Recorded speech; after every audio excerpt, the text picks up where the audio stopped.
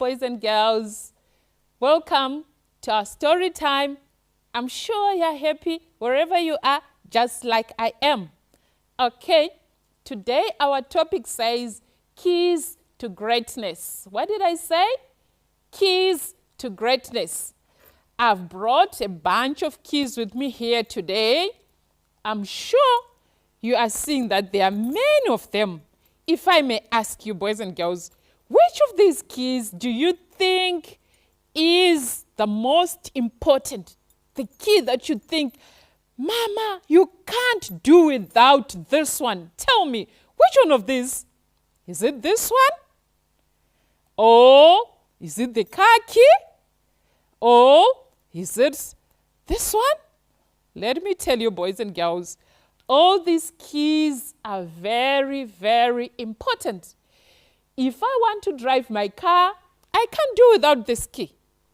If I am to get into the house, I'll go for this one. If I'm to open the gate, then I'll definitely need this key.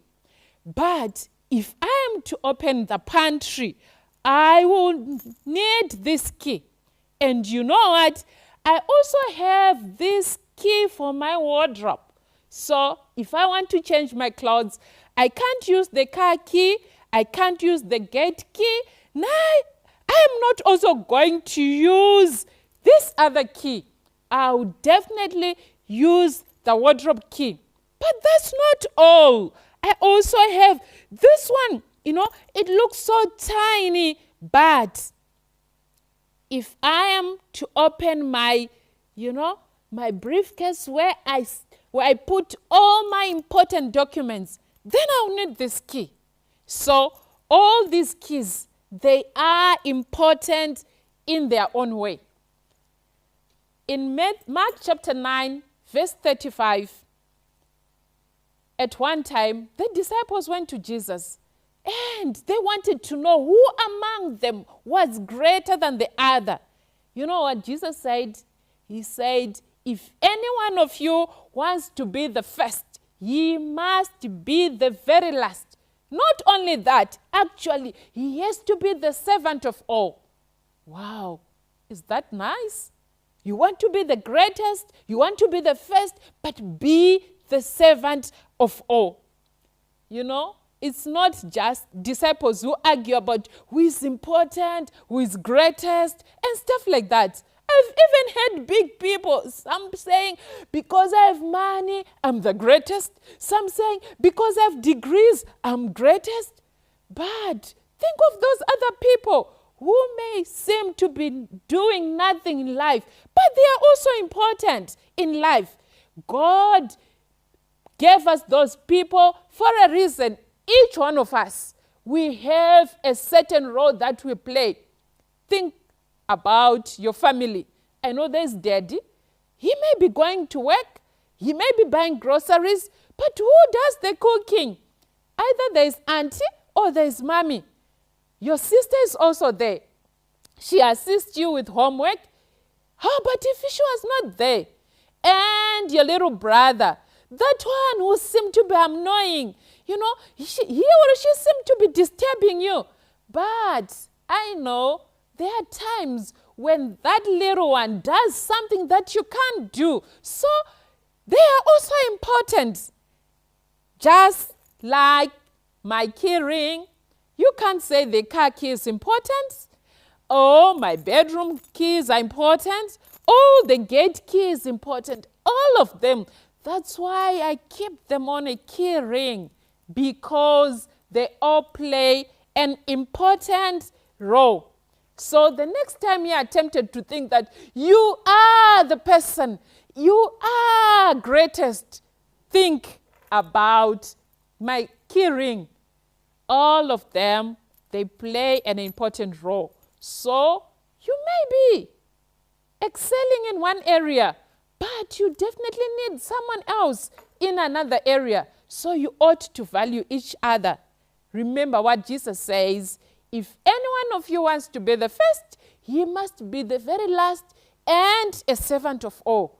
And this calls you to humble yourself before the Lord. Even if when you think you're the most intelligent, you're the best in sports, and you're doing everything well, just be the servant and remain humble. May God bless you, boys and girls. If you want to be humble like me, let us pray. Our Father who art in heaven, thank you so much for telling us that if we want to be the first, we ought to be the last and the servant of all. May you help these children to continuously know that they need to humble themselves, even if they are excelling in their areas of at school, at home, or at church. Continue to bless them and continue to remind them that we are all equal before you. In Jesus' name we pray. Amen.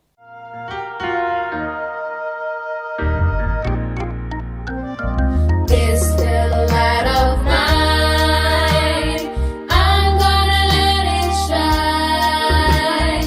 This little light of mine, I'm gonna let it shine. This little light of mine, I'm gonna let it shine. Let it shine, let it shine, let it shine. Don't let Satan blow it out. I'm gonna let it shine. Don't let Satan blow it out. I'm gonna let it shine. Don't let Satan blow it out. I'm gonna let it shine. Let it shine. Let it shine. Let it shine. Let it shine till Jesus comes. I'm gonna let it shine. Let it shine till Jesus comes. I'm gonna let it shine. Let it shine till Jesus comes. I'm gonna let it shine. Let it shine. Let it shine. Let it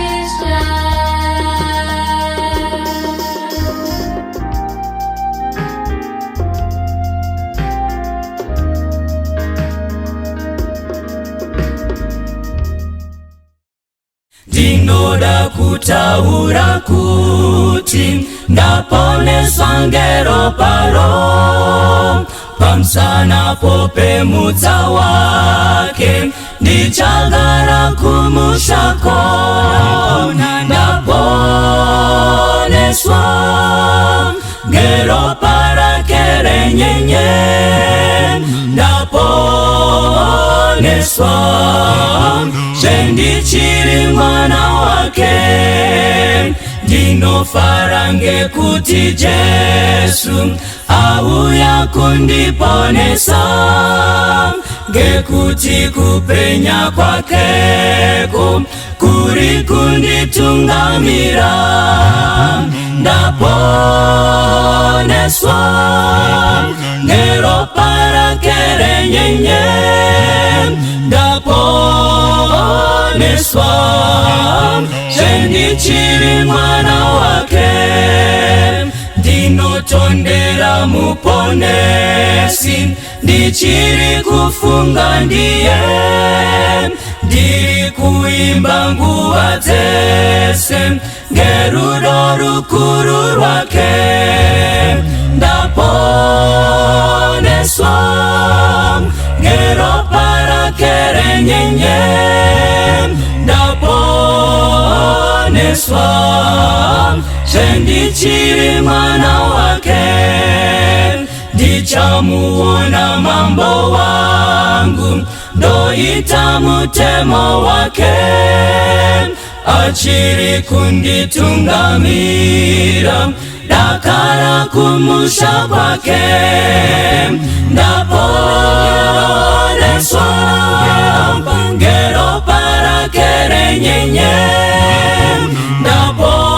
ndaponeswa sendichiri mwana wake chiri chiripo chiremba kudenga chinondimirira ini, tichaenda ngekukasika kumusha wake wotenzi.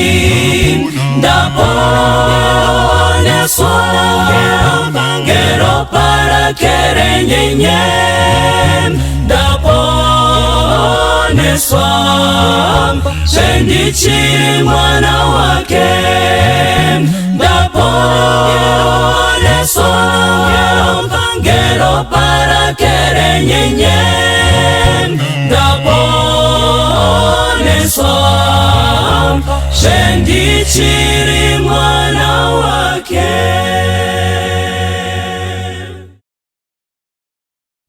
Pamchinjiko pane upenyu, Jesu atinditarise, pasine fuma ngezvenando, pamberi ndoona zvakanaka. Mune upenyu mukutarisa, muchinjikwa upenyu wakanaka, kutarisa Kalvari. Apo ndakamutarisa Jesu, iye akanyemwerera, kuti ndava mumatambudzo, muchinjiko unondisimbisa. Mune upenyu mukutarisa, muchinjiko Kristu, upenyu wakanaka, kutarisa Kalvari. Ndinozotarisa mchinjiko, ndosimbira muchinjiko, hakuna anozoputsika, anosimbira simba redenga. Mune upenyu mukutarisa, muchinjiko Kristu, upenyu wakanaka, kutarisa Kalvari. Mune upenyu mukutarisa, muchinjiko Kristu, upenyu wakanaka, kutarisa Kalvari. Upenyu wakanaka, kutarisa Kalvari.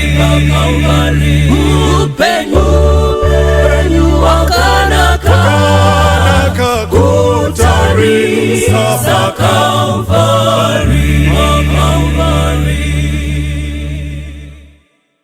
Ndokwasai mose muzita raIshe wedu Mambo Jesu, muvambi nomupedzisa kutenda kwedu. Mukati medevotion ino toda kutarira musoro nyaya wakakosha unoti iva gamba utarise mhando. Iva gamba utarise mhando. Ndaitaura neimwe shamwari yangu rimwe gore, ndomuti shamwari yangu mukati mevhangeri, asi munhu mukuru kwandiri, mumwe muevangelist, anoti iye vari mukati mehondo. Pane zvakaitika, anotanga atsanangura chii chakaita kuti aende mukati mehondo. Anoti iye aishanda kwamutare, dare akati regai ndimboenda kumusha. Aenda kumusha, nawo makare kare panguva dzehondo, vakanga vasingadi kuona vanhu vari kubva kumaguta, wainzi izvo uri mutengesi kana kuti une zvawaizoongorora. Saka iye vabereki vake vaigara vachinetswa, nzi mwana wenyu kuguta kwaari uko, haiwa hatidi, anogona kudai ari mutengesi kana tada kupinda muhurumende yaSmith ashande semusoja kana whatever. Saka vabereki vashungurudzwa, vakaudza mwana wavo kuti aiwa mwana wangu uya, ndobva mwana auya kumusha, anoti iye auya akabva anointroducwa nemukoma wacho kubhesi. Vaenda pabhesi pai zvikanzi ndauya nemukomana uyu, hanzi zvikanzi iwe uri musoja iwewe wasimirizwa, hanzi izvo vakada kundityisidzira hanzi ikataura kuti aiwa kani, hanzi vakandityisidzira vakati vaida kunyatsomeka shuwa kuti handisi. Saka hanzi zvadaro ndobva ndapuwa task, zvikanzi enda tanzwa kuti masoja aonekwa samwe uko, enda unotarisa kuti vangani vane maovhaovha emuhomwe, vane machine gun, vane maovhaovha ekumusana and so on. Handi akapuwa task yekunotarisa vanhu ivavo, chikonzero ndo vaipa information yekuti izvo ndege dzehondo dziuye. Saka makomrades vaitya ndege zvakanyanya, because ini hondo yakarwiwa ndiri mwana mudiki, panga pakuenda nopera hondo nandiri chikomana, nokuti hondo yakapera ndaane 10 years. Now muchindo yachitsanangura anoti iye akabva aenda kusango kwekwe, ndobva anotarisa bvaona bhutsu, bvaaronda bvaona kuti ava vari papavo, ndobva aenda sespy. Hanzi ndatora ndine demo rangu da kutema huni, hanzi vandatanga kutarisa, hanzi vandaona kuti zveshuwa avo vakagara paruwara apavo, hanzi vanda kutemera huni kudhuze neikoko, ndichitaimira kuona kuti vane maovhaovha ekumusana vangani, vane maovhaovha emuhomwe ane machine gun, hanzi vandakwanisa kuidentify 4 vacho. Saka hanzi aidentify kudaro ndatema huni, iwo vatoya padhuze vaungana rutsvage panapa zviri kudodini, ndikati handiri kutema zvangu huni. Hanzi ndadaro, hanzi izvo ndichibva ndatoongorora kuti ane machine gun ane miri wakaita sei, ane ovhaovha yekumusana, ovhaovha yemuhomwe, ane ovhaovha yemaoko, hanzi zvese izvo ndaongorora. Hanzi bva vatondipa mabhibhi, kanzi aiwotoziva kuti augari kuno kurizevha, complexion yako inoratidza kuti unoshanda mutaundi. Hanzi ndikati zveshuwa ndakauya kuno kulive. Saka hanzi zvadaro, hanzi chibva ndapuwa mabhifi, vandangosvika ndichaisa mugwenzi, bva ndamhanya kubhesi, bva ndanodza macomrades. Handi ndikataurira ndikati vakomana vanhu enda vaona, zvikanzi vangani, zvikanzi ndaona vane maovhaovha yemumaoko, ekumusana neemuhomwe, vanosvika iwo 3, then kozota ane machine gun. Handi vatsanangura nezvavakaita, zvikanzi hanzi ndapuwa sadza ndadya. Vasvika kuye hanzi tasvika pai hanzi takakambaira tichienda kudhuze nekwanga kuine macomrades kwekwe. Hanzi vatakambaira hanzi izvo tasvika, hanzi tatira about 12 iye ari wechi13 murume uyu. Saka hanzi vano pamfurandi pakaiswa masnipers ana mupfura nhunzi, vasingapotse nhunzi vaye, ndo vakaendeswa pamberi, bvavakambaira bvavaswedera kudhuze, ndobva vapa signal yekuti vasvika, then ndobva hanzi bvapaita second group bvarasvika futi, bvarakambaira bvavakoka pfuti dzavo vaswedera. Saka iye anga ari kumashure kwanga kuine macommanders, kwakanga kuina komanda aizodaidzira nevamwe 4. Saka hanzi vasvika ipapo, hanzi aikona vakomana vaiva pasignal yekuti aiwa takoka pfuti, tatora aim, mhando hatiipotsi. Saka hanzi vakatopuwa warning, vakanzi anenge apotsa munhu tikupfuura iye, because panoita disaster panapa. Saka hanzi chakandinetsa ndechekuti vakomana vangopa signal, hanzi vakabva vanzi izvo on your marks get set go, hanzi pangopiwa instruction pfuti kope. Vaparwa pfuti vanhu 4 vaivai vakanga vane information yekuinspire, vane maovhaovha emuhomwe ekumusana, nevakanga vane machine gun, bvavarohwa vese bvavafa. 12 vasara vane confusion, havachaziva zvokuita, vangoridza pfuti vachiridzira mumiti, vachiridza. Hanzi ndakutotya ndikati makomrades asi kuridza, inga vamwe vari kuridza, hamba aiwa vaiziva kuti vanhu havane confusion, hapana zvavari kuita. Saka hanzi izvo vamboridza for 10 minutes, ndobva makomrades azonzi fire. Hanzi ndobva varohwa vanhu 12 vese gagagagagaga, vese bva vadonha pasi. Hanzi bva vasumuka vakomana pamberi nehondo, pamberi nekurwa, vakunosvika vachikika vanhu. Andikati yuwi ndo inonzi hondo yacho iyi. Inzwa hama mudikanwe, vanhu ava vakavarayirwa nekuti havana kuziva mhandu kuti inosvika nguvai. Saka mari dzatinei inoti iva gamba, utarise mhando, ziva mhando yako. Ndakambonzi nemumwe munhu, kana uchienda kunovhima, ziva type yemhuka dzinowanika musango rauri kunovhima, otherwise haudzoke. Unogona kuenda nembwa imomi ine nyati. Iva gamba, utarise mhando, ziva kuti mhando yaunorwa nayo yakamira sei. 1 Peter 5 verse 8 inoti iyo, svinurai murinde muvengi wenyu diabolos, unofamba seshumba inorira ichitsvaka waingaparadza. Bhaibheri riri kuti iro, svinurai murinde. Vanhu vakanyorerwa mazwi aya vanga vasina kutsinzinya, vanga vakasvinura sezvavakaita izvo. Mukati memisha yakawanda Satani adhumanisa vanhu nekuda kwemaprofita enhema. Sekuru makutofungudza ndo mhando yenyu vamuri kurwa navo, vamakavhurira ziso, Satani chaiya muchamutarisa. Inzwa hama yangu, sekuru vakaromba havasi mhando, chiri kuvashandisa ndo mhando. Mbuya vakaita muroya havasi mhando, chiri kuvashandisa anova Satani ndiye mhando. Iva gamba, utarise mhando, ziva mhando yaunorwa nayo. otherwise mumusha munorwa mukapesana, imi musingazive kuti ari kukurwisanisai ndiani. Mukati memhuri chaimo munogona kurwa mukapesana, musingazive kuti ari kukupesanisai ndiani. Iva gamba, utarise mhando. Chaita kuti vanhu vakawanda vaite maproblems asiri kupera, vanoramba vachiiti ivo vakaenda paapo, vaenda kunobatsirwa, vaenda pabaniro, vaenda pachikomo icho, vaenda papi. Inzwa hama yangu, murume kana achinetsa mukati memba, achifurirwa nehanzvadzi yake vanhu vatete vako, kuti izvo mukadzi iye pota uchimbomushungurudza, pota uchimbomuruva mampama, apota achikutya nekuti uri munhu wemurume, iwe usingazive kuti tete ndo vari kufurira murume wako. Warohwa nemurume woenda kuna tete vari kufurira murume wako usingazive, ukanoripota nyaya yako haibude nekuti waenda kune munhu ari kufurira murume wako, ari kukonzeresa maproblems. Saka vanhu hobva vari kuenda mapani, mumakomo, mapi, vachinotsvaka kubatsirwa nevanhu vakaromba, vanhu vakabva pasi pemvura, vanhu vanoita mashiripiti nekuda kwesimba raSatani. Havazive kuti kuroyiwa idepartment raSatani, kusaidi kwavari kuenda kunobatsirwa idepartment raSatani. Saka chinobuda hapana. Iva gamba, utarise mhando. Saka hanzi svinurai murinde, muvengo indhiabhurosi unofamba seshumba inorira ichitsvaka waingaparadzi. Revelation 2 verse 13 inoti paunogara ndo pane chigaro cheushe chaSatani. Panyika yatiri ine ndo battlefield, tiri muhondo naSatani. Ngatizive kuti hondo yatungurwa naSatani inokurirwa bedzi kana tamira kurutivi rwaJesu, akadzinga Satani kudenga, akamukurira pamuchinjikwa iye namadhimoni ake. Saka tiri kurwa nemhando, a defeated foe. Saka Mwari wekudenga vatibatsire, Mwari wedenga vatitungamire. Iva gamba, utarise mhando. John chapter 17 ngatinzwei kuti inoti kudii, verse 14 na 15. Ini ndakavapa shoko renyu, nyika ikavavenga, nekuti havazi venyika seni ndisi wenyika. Handinyengetereri kuti muvabvise panyika, asi kuti muvachengete pane wakaipa.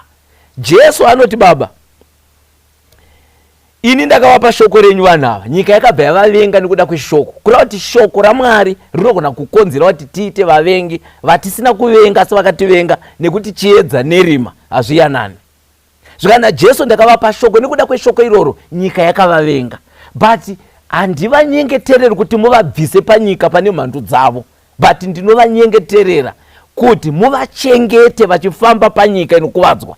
Inzwa hama mudikanwa, Jesu akatinyengeterera kuti tifambe panyika yakateiwa mabhambu nezvimbambaira zvaSatani kuti tigone kukurira. Ndosaka David anzwisa language kuna Mapisarima 23 verse 4 anoti kunyange ndikafamba nepamupata wemvuri werufu handitye chinhu, nekuti tsvimbo yenyu nemudonzvo wenyu zvinondinyaradza. David akanzwisa kunyange ndakafamba nepakatewa zvimbambaira, but kana ruoko rwaMwari ruri pamusoro pangu handitye chinhu. Saka Jesu anoti ndovanyengeterera kuti panyika yavari pane vanhu vakaromba, panyika yavari pane vanhu vanozvitsinga, pane vanhu vane zvidhoma, zvikwambo, pane vanhu vane mapowers, masatanic powers anofamba ida kupidigura motokari dzavanhu kuti vanhu vari mumakombi imomo kana vari mumotokari kana mumabhazi vafe. But Jesu anoti Baba, ndinovanyengeterera kuti muvachengete panyika iyoyo inokuvadzwa, nyika ine zvimbambaira zvaSatani. Rangarirai hama mudikanwa, honde yatiri kurwa, tiri kurwa nemuvengi akadzingwa kudenga, akatrenwa kumamilitary barracks ekudenga, anoziva masecrets akawanda atisingazivi, asi Jesu ndiye shumba yake. Kana tazviisa pasi peauthority yaKristu, we are more than conquerors, there is nothing to fear. NaJesu tiri vakuriri. Paul achitaura kuna Romans 8 verse 31 anoti kana Mwari achitirwira, ndiani kwachatirwisa? Kana Mwari ari kusaidi kwedu mukati mehondo iyi yekurwa naSatani, anoshinga kumira achirwa nesu ndiani? Kana Mwari achitirwira, ndiani angashinga kumira achirwa nesu? Mwari wekudenga atibatsira tungamire. Ngatizive kuti we are more than conquerors mukati mehondo iyi. Mwari wekudenga vatitire nyasha, Mwari wedenga vatitungamire. John 14 verse 23 tofana kuita sei kuti tive safe kumhando? Iva gamba, utarise mhando. Safety yedu iri papi? Mukatarira John chapter 14 verse 23 inoti iyo, Jesu akapindura akati kwavari, kana munhu achindida achichengeta shoko rangu, naBaba vangu vachamuda, tichauya kwaari tikaita ugaro hwedu maari. Jesu anoti kana munhu achindida, Baba vangu vari kudenga vachamuda, inini naBaba tichauya togara mukati memunhu iye. kureva kuti Jesu naBaba kana vakugara mauri, Satani haaswedere pedo newe nekuti shumba dzake dzinenge dziri mauri. That's the only way inoita kuti Satani atityi. Iva gamba utarise mhando. Mukanzwa Bhaibheri chiti pakupedzisira iva ine simba munashe nemusimba rake guru. Pauro anoti iva ine simba munashe kuna Ephesians chapter 6 verse 10 na 11. Pakupedzisira iva ine simba, but simba iri hamuna, rinowanika muna Kristu. Shongai nhumbi dzose, kwete dzimwe dzose dzekurwa nadzo kuti mugone kumira muchirwa namana wadhiabhurosi. Dzimwe nhumbi dzaunofanira kupfeka ndo dzikutaurwa naJesu panapa kuti kana wada shoko raMwari, wateerera, wagamuchira Jesu samuponesi, Jesu wamutora saishe wako, Baba vari kudenga naJesu vachauya wogara mauri. That means wapfeka chombo chehondo chinotyiwa naSatani. Satani haaswedere pedu. Rangarirai murume uye akanzi naJesu unonzani kuna Mark chapter 5. Saka ndonzi legion nekuti takawanda. Muroman army, a legion yaiconsista between 3,000 to 5,000 masoja. Kureva kuti ngirozi dzakapozesa munhu uyu dzaSatani dzaisvika a legion. Saka ndonzi legion nekuti takawanda. But fungai kuti ari ngirozi idzodzo dziri a legion dzakawanda sezvadziri, dzakadedera nekuchema vasangana naJesu. Ishema yezotirwadzisa here nguva isati yakwana? Titendere hedu tokupikirai naMwari murege kutirwadzisa, titendere tipinde munguruvedzo.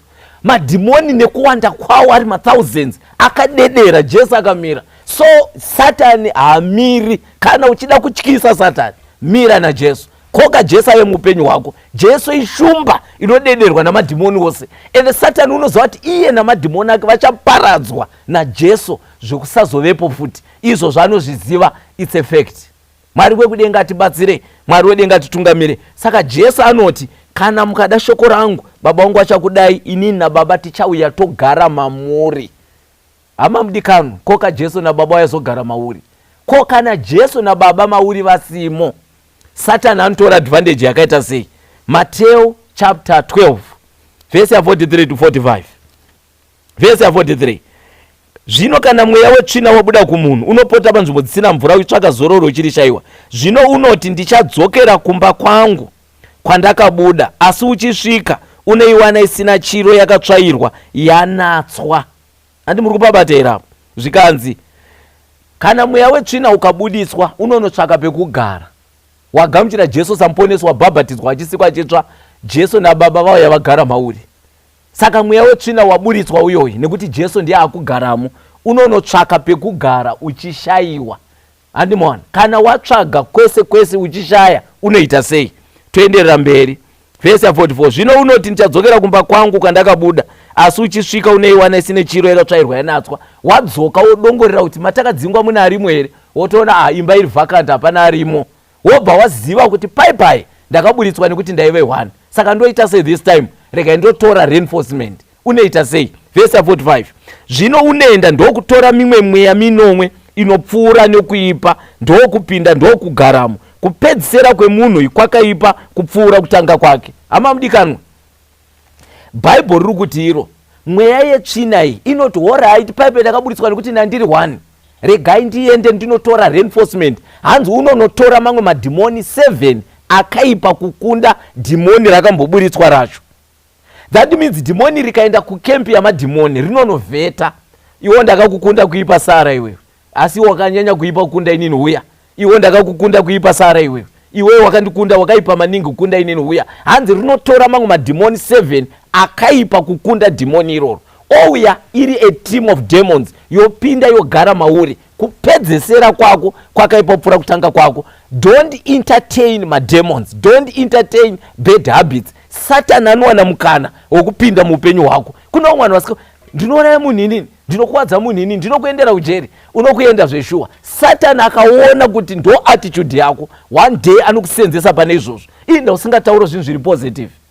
Zvikanzi madhimoni anouya ogara mumunhu, kupedzesera kwemunhu iyeye kwakaipa kupfuura kutanga kwake. Hama vadikano, Mwari wekudenga atibatsira atitungamire. Tiri muhondo yakaipa. Iva gamba utarise mhando. Uri kuziva here mhando yako? Kana uchiiziva uri kuitei to defeat your enemy? Tikaenderera mberi panapa, Jesu asangana nemunhu waakaporesa. akamuwana mutemberi. Inzwai mazwi akataura. Handi Bible rati kana mweya utsvina wabuda unotsvaga pekugara, ukashayiwa unodzoka. Woti toda kudzokera meme matakadzingwa. Wasvika ukaona Jesu naBaba vakabuda vakaenda, unobva wanotora mamwe madhimoni ouya ogara. Ita zvinoita kuti Jesu asabude muupenyu hwako. Usarara muupenyu hwetsvina, usabata mishonga, usaromba, usaenda kun'anga, usatambisa zvinhu zvinodzenga Jesu muupenyu hwako, zvinodzinga mweya mutsvene muupenyu hwako. Usatambireko kwahama yangu, unenge watambira kunonyudza. John chapter 5 verse 14. Jesu asangana nemunhu wakaporesa, anomupa warning yekuti kudii. Verse 14 inoti, shure kwaizvozvo akamuwana mutemberi akati kwaari, tarira waporeswa, usatadzazve kuti urege kubatwa nechinhu chakaipa chinokunda ichi. Zvakanzi shamwari, tarira waporeswa iwewe, usatadzazve. This time unovingwa nechinhu chakaipa kukunda ichi changa chakakugara ichi. Saka Bhaibheri, nokuti Jesu ati kana mweya utsvina wabuda, ukaona kuti vaigara mamusisina, unonokoka mamwe madhimoni. Kuipa kwemunhu kwakaipa kupfuura kutanga kwake. Saka Jesu anoudza munhu kuti waporeswa, usadzokerazve kumabasa etsvina, usadzokera kun'anga, usabata zvemushonga, usaromba zvakare. Nekuti this time ukavingwa naSatani, anouya ne-a team of demons, akagara pauri kupedzesera kwako kwakaipa kupfuura kutanga kwako. Mwari wekudenga atibatsire, Mwari wedenga atitungamire. Solution kunyaya ichi, regai tinzwe Jesu achitaura panapa. Matthew chapter 28 verse 18. Jesu unoti kudii? Ipapo Jesu akasvika akataura kwavari akati, ndakapiwa simba rose kudenga napanyika. Jesu asati atuma vadzidzi kuti endai naizvozvo muparidze vhangeri, anoti ndakapiwa simba rose kudenga napanyika. Saka endai naizvozvo muparidze vhangeri. Vanhu vanoenda kunoparidza vhangeri vanenge vaine simba raJesu, vachidirectwa naKristu ari komanda wehondo. Saka havakundikane mukati mehondo iyoyo. Takasangana nevanhu vakaromba, vanhu vane zvikwambo, vanhu zvinhu zvakasiyana siyana. Rimwe zuva takakemba paTirianda pamazuva apa usiku, takanzwa kunge masoja ari kumacha vari varoyiwa, kubuda so panze hapana munhu waunoona. Tikanzwa mazizi ari kuita noise, ndikangosumuka ndikabva ndadiyo Satani baba tende bhayanze pa zo takatomhonotasa tende chiti yatsemuka, vatanzwa brrr mazizi akuenda kunze kwakuda unoyedza around kuma 4 am. Tikaona nyoka roambira rakadongorera mutende kudai richichema. Takadedera nawakomana wangu aripo tikati wapana musatye, ndo great controversy yacho. Ngatipfugame tinamate. Vakomana vanandinawo vakatya kunamata, vachinzwa nyoka iri kurirapa. Vatati vakomana ngatinamatei, ndo hondo iyi. Tikarega kudaidza Kristu, we will not survive in this battle. Takombwa iambushi, ndo vatatanga kunamata. Tanga kunamata, vatanzwa nyoka yakuchema ichienda kure, kupedzisira tisainzwe. Iva gamba utarise mhando. Jesu anoti simba rose ndakapiwa kudenga napanyika, endai naizvozvo. Saka patinoenda mukati mevhangeri tine simba rinobva kuna Jesu. Simba iro riri pamusoro pedu rekuti kana tafamba naro tikabata zvinhu zvinofamba nezvinokambaira pana zvinoitika, maoko aya akabata. Dai asiri Kristu tingadai takaparara. But Mwari kwekudenga ngaaongwe, tina Mwari ane simba. Satani watorwa naye akaisikwa naMwari, anodedera musiki wake. Dai aigona kudhifita musiki, angadai asina kudzingwa kudenga. Kwaakadzingwa sei? Chakaita kuti adzingwe, haana simba rinopfuura raJesu. Saka usatyiswa. Kuna mwana watakutonamata mumisha umu, munhu akanzi akaromba nemushonga hapana ada kumutsura. Eno vanhu vanototya kutaura, vanzi unonzwa namai ubva tinyarara mwanangu. Vanoziva kuti munhu wese akati bufu kutaura asisipo panyika ina akafa. Vamwe vanhu vauda kutozviita ana Mwari. Kana mumachechi muna vanhu vakaromba, vanototyiwa vabviswe pazvigaro. Because vanhu vese vanoti ngavabve vanofa. Vategai ndikuudza unotamba nemota mamudikanwe. It's just a matter of time. Just a matter of time. Herod mukaerenga Acts chapter 12 verse 21 to 23. Akangokosora chete akataura vanhu vakati, rinenge voice raMwari. Pane kuti audze vanhu kuti aiwa ini ndiri munhu. Akaramba akanyarara akatoti ndine voice rinenge raMwari nebharowa ningirosadya nehonya akagara ipapo. Pauro achienda Damascus akapenyewa nechiedza akawira pasi, gamba raibata vanhu richiuraya, achibata achiuraya vanhu vaitaura nezvaJesu. But apenyewa nechiedza akawira pasi, Mwari augone kumudhifita iweyo. Dai Mwari kwekudenga atibatsire. Siya hama mudikano, mishonga hapana kwainotisvitsa. Kuna vanhu vakawanda vakaromba mwakutonamatwa, vatumwari tudiki mukati memisha umu. It's just a matter of time. Tiza neupenyu hwako, iva gamba utarise mhando. Mwari kwekudenga atibatsire, Mwari wedenga atitungamire. James chapter 4 verse 7 and 8. Verse 7 inoti, naizvozvo muzviise pasi paMwari, dzivisai dhiabhurosi agokutizai, swederai kuna Mwari iye agoswedera kwamuri, shambai maoko enyu imi vatadzi, natsai mwoyo yenyu imi vane mwoyo muviri. Hanzi naJames, dzivisai dhiabhurosi agokutizai. Zvikanzi anokutizai sei? Zvikanzi zviisei pasi paMwari. Zviri kureva kuti uri kuzviita submit under authority. Word rakashandiswa apo, it's submit mukaerenga muchirungu. It's more like a military term. Submit, munoziva kuti munhu uri kuzviita submit under authority. Authority yesimba iroro inova simba rako. Munhu akatsvaka murumende waapply basa obva aita mupurisa, kana kuti wera ngatore mupurisa example. Already kana apuhwa uniform aiswa pajuti, amupurisa ari kurigogonezwa nehurumende kuti mushandi wehurumende. Already paanofamba akamirira government yeZimbabwe. Zvokutoti akaita corruption, zvakati hurumende mazuva ano ine corruption. Now mukada kutarisa mupurisa iyeyu, tombotora mazuva ano, kudhara vaitora majaindi chete, mazuva ano nevamwe vapfupi vamwe vadiki. Now toti mupurisa iyeyoyo ari paroad block, ane kamiri kadiki diki ari mupfupi, wobva waona achimisa motokari, unoona zigonyeti richidzova rine zimhino zihombe chiti bebe richidzova, wobva waona kamupurisa kadiki kachimisa kachidaiso kachiti reducer speed park up. Unoona gonyeti riri kudhiraivwa nemonya richienda kunopakwa pasaidi. So kamupurisa kanogona kungotuta kakafa, but why reducer speed akaenda kunopaka panze nepurisa azo apake? Anoziva kuti ruoko urwu rwakasungudzwa ruchimisa urwu, seri kwarwo kune special commando, Zimbabwe National Army, Air Force, Central Intelligence Support Unit, the whole security sector yeZimbabwe, hurumende yose ndokwairi seri kweruoko. Nekuti akaita defy authority yeruoko, aita defy authority yehurumende, saka hasurvive munhu iyeyo. Saka ari kuriremekedza hurumende. Saka ndiri kuti inini, Jesu anoti iye, ndakapuhwa simba rose kudenga napanyika, endai naizvozvo muparidze evhangeri. Obva ati iye, James obva ati, zviisei pasi peauthority yaKristu pamunenge muchiita basa iri. Kana maswedera una Kristu yaswedera kwamuri, Satani haakudhifitei. Dzivisai dhiabhurosi agokutizai. Kura Satani imbwende, anogona kutiza muupenyu hwedu. Anotitiza kana zvaita sei? Kana Jesu tamukoka akurarama muupenyu hwedu. Isu hatina simba rekudhivhita Satani, but Jesu ane simba iroro. Kana tazviisa pasi peauthority yaKristu, Satani unodedera namadhimoni ake. Hama wadikani, Mwari udenga atibatsire. Tiri mukati megreat controversy. Iva gamba utarise mhandu. Uri kuiziva here mhandu yako iwewe? Luke chapter 10 verse 19. Luke chapter 10 verse 19. I like this verse. Inotiyo, tarirai ndakakupai simba rekutsika pamusoro penyoka nezvinyavada napamusoro pesimba rose romuvengi, hakuna chinhu chingatongokukuvadzai. Jesu anotiye, tarirai ndakakupai simba rekutsika pamusoro penyoka nezvinyavada nepamusoro pesimba rose remuvengi, hakuna chinhu chingatongokukuvadzai. Jesu anoti tarirai ndakakupai simba.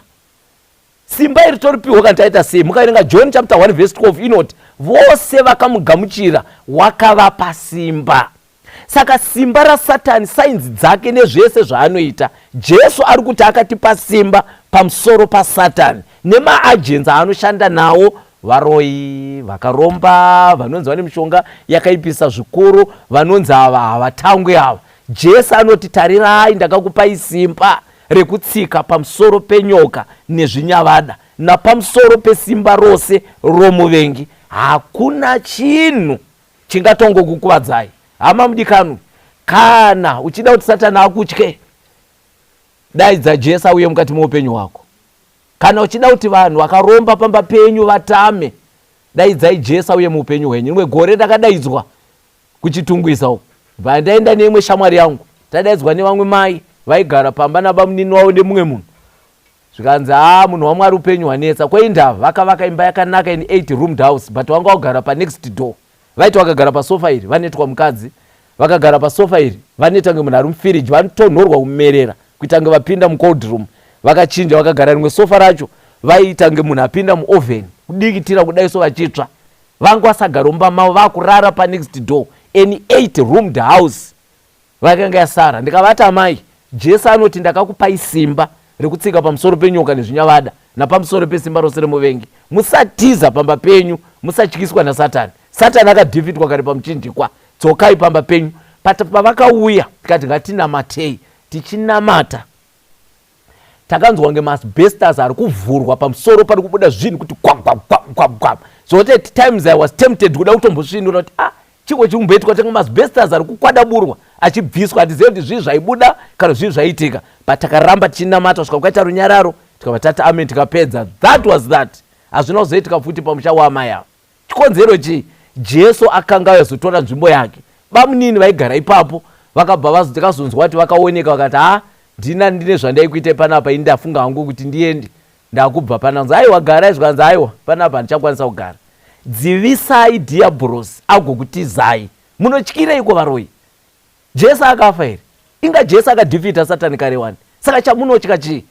Jesu anoti ndakakupai simba, hama wadikanwa namatai. Satani pamwe pacho anotovhunduka achitoshamisika kuti maKristu vanomboziva here kuti Mwari wavanonamata ndinomudedera zvakaita sei. Vanotosiya Mwari iye vachienda kune vanhu vari kushandiswa naSatani, vachienda kunobvunzira nekutsvaga kubatsirwa. Iva gamba, utarise mhando. Hama mudikanwa, Mwari wekudenga akuropafadzei, Mwari wekudenga akukomborerei. Patichafungisisa pamusoro peupenyu hwedu, patichatora courage, kunamata, kutsanya, kutsvaka Jehovha nemwoyo wese, takaperera kuti Jesu abate ushe muupenyu hwedu. Kana tagona kuita izvozvo, Satani achatama. Usanyengerwa, machira, kucherera mhiko pamba hazviwise runyararo. Otherwise munotokoka varoi. Satani mishonga inobata network yaSatani. Kana unoda kuziva kuti pasi pezuva panoroyiwa vanhu, tamba nemishonga. Mishonga iyoyo ichakoka vamwe varoi kuuya zokuroya iwewe. Why don't you invite Jesus in your life? Mwari wedenga akuropafadzei, akukomborerei. Pamuchafungisa pamusoro pemeseji, pamusoro pedevotion iyoyi, upenyu hwenyu hushandurwe nekuda kwaJesu Kristu Ishe wedu. Amen.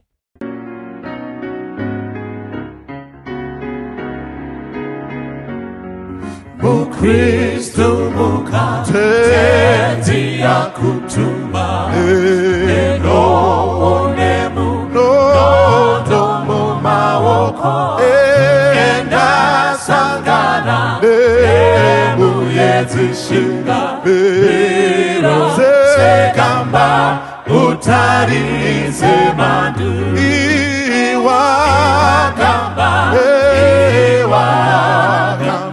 ona ewakamba utarise mandu ona ewakamba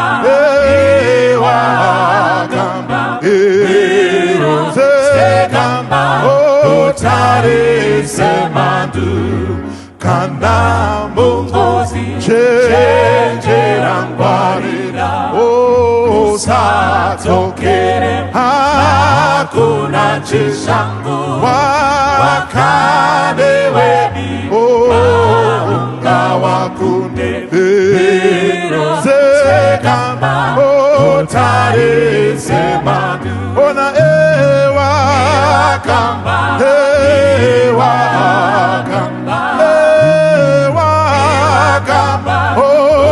utarise mandu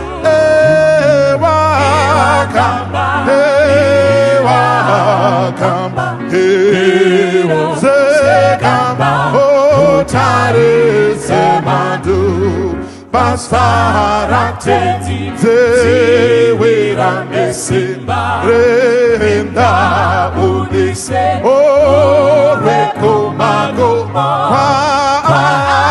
kwaanokotu nakasika mero sekamba utarise mandu ewakamba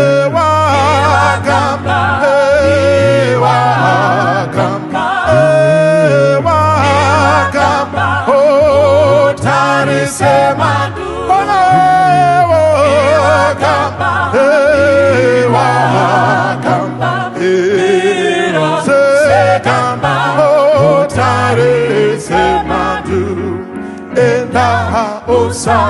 tenzi ari pedyo hano sisi lekukunyaradza rudo rwake karwezimbukwenga sekamba utarise mandu ona ewa kamba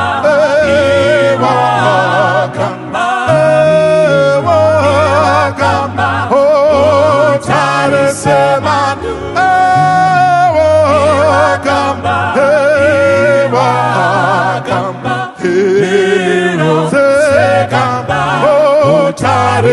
Semanu Kamba Kamba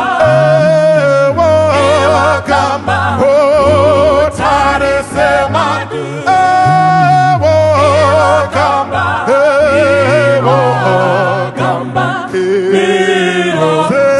Kamba Tare Semanu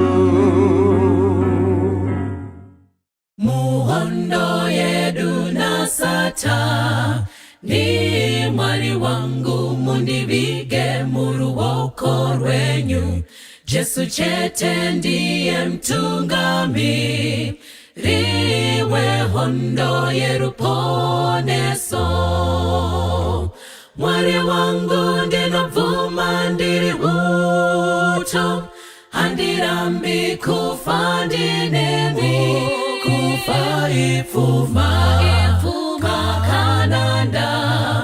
famu mawoko amponesi mutungamiri wa Israel ridimi mwari munonzi Jehova wehondo vana Mozisi na vana Jo shwa vakakundane kuda kwenyu mwari wangu ndinovuma ndiri uto handirambi kufa ndinemi kufa ifuma kananda famu mawoko amponesi kutenda tariro neru doza kapiwa kwa tiri muhondo ngatizvishandise ito sedakara kumagumo mwari wangu ndinovuma ndiri uto handirambi kufa ndinemi kufa ifuma kananda famu mawoko amponesi mwari wangu ndinovuma ndiri uto handirambi kufa